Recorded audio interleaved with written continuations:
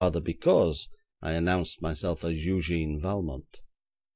The exploits of Eugene had become part of the legends of Paris, and these legends were extremely distasteful to those men in power.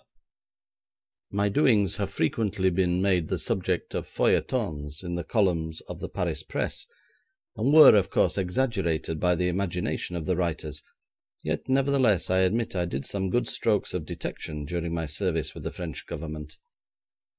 It is but natural, then, that the present authorities should listen with some impatience when the name of Eugene Valmont is mentioned.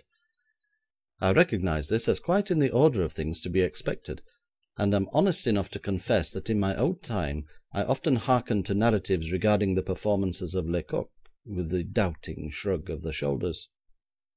Now, if the French police knew anything of this anarchist plot, which was quite within the bounds of possibility, and if I were in surreptitious communication with the anarchists, more especially with the man who was to fling the bomb, there was every chance I might find myself in the grip of French justice. I must then provide myself with credentials to show that I was acting not against the peace and quiet of my country, but on the side of law and order. I therefore wished to get from the nobleman a commission in writing similar to that command which he had placed upon me during the King's visit. This commission I should lodge at my bank in Paris, to be a voucher for me at the last extremity.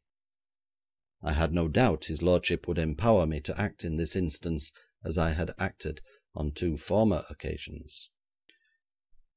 Perhaps if I had not lunched so well, I might have approached his lordship with greater deference than was the case, but when ordering lunch I permitted a bottle of Chateau de Tertre, 1878, a most delicious claret, to be decanted carefully for my delectation at the table, and this caused a genial glow to permeate throughout my system, inducing a mental optimism which left me ready to salute the greatest of earth on a plane of absolute equality.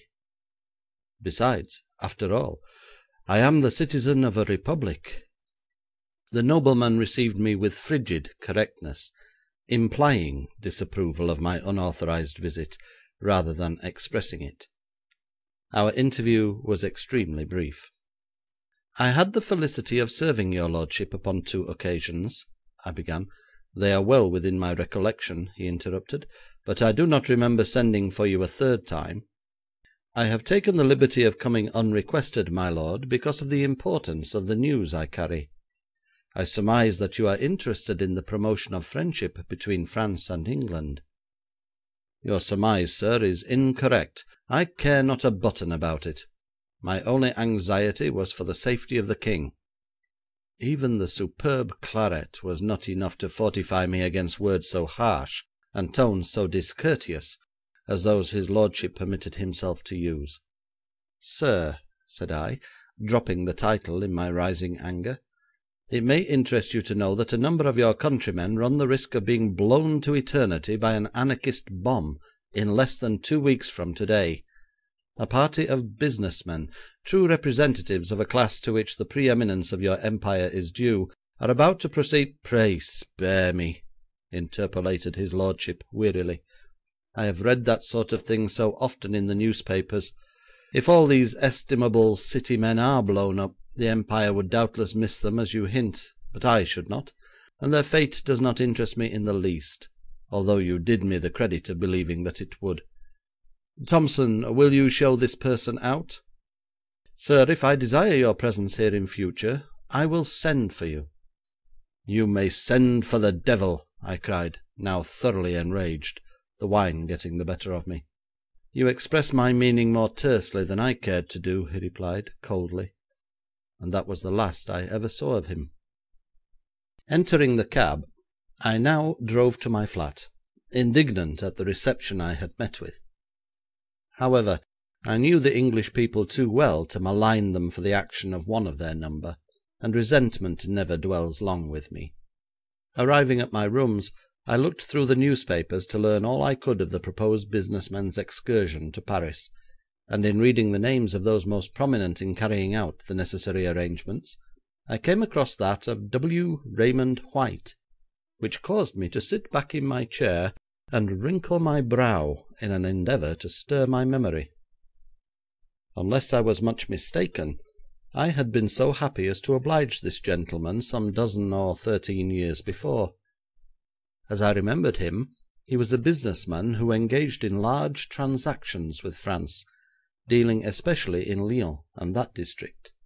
His address was given in the newspaper as Old Change, so at once I resolved to see him. Although I could not recall the details of our previous meeting, if indeed he should turn out to be the same person, yet the mere sight of the name had produced a mental pleasure, as a chance chord struck may bring a grateful harmony to the mind. I determined to get my credentials from Mr. White if possible, for his recommendation would in truth be much more valuable than that of the gruff old nobleman to whom I had first applied, because, if I got into trouble with the police of Paris, I was well enough acquainted with the natural politeness of the authorities to know that a letter from one of the city's guests would secure my instant release. I took a hansom to the head of that narrow thoroughfare known as Old Change, and there dismissed my cab.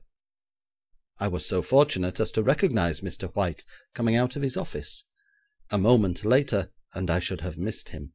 "Mr. White," I accosted him, "I desire to enjoy both the pleasure and the honour of introducing myself to you."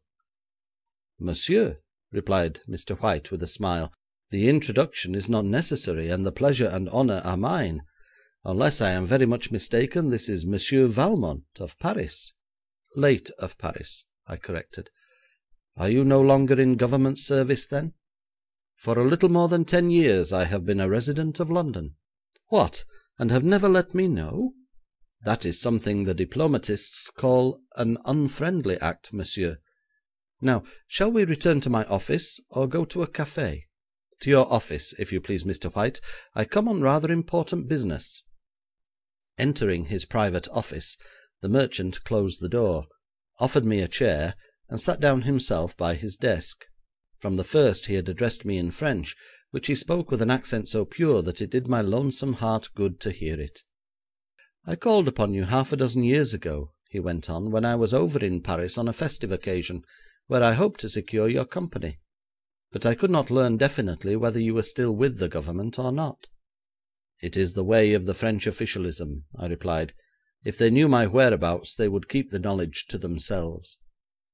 "Well, if you have been 10 years in London, Monsieur Valmont, we may now perhaps have the pleasure of claiming you as an Englishman.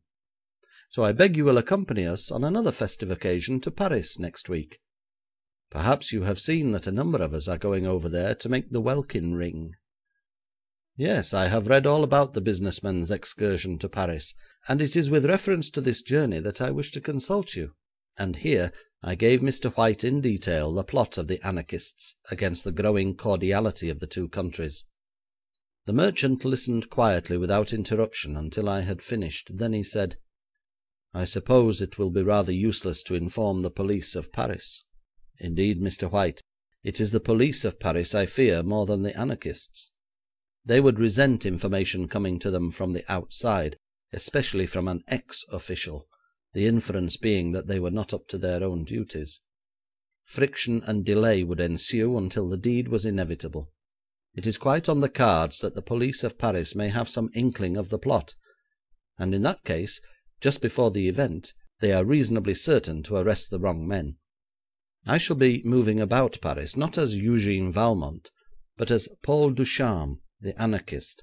Therefore, there is some danger that as a stranger and a suspect I may be laid by the heels at the critical moment.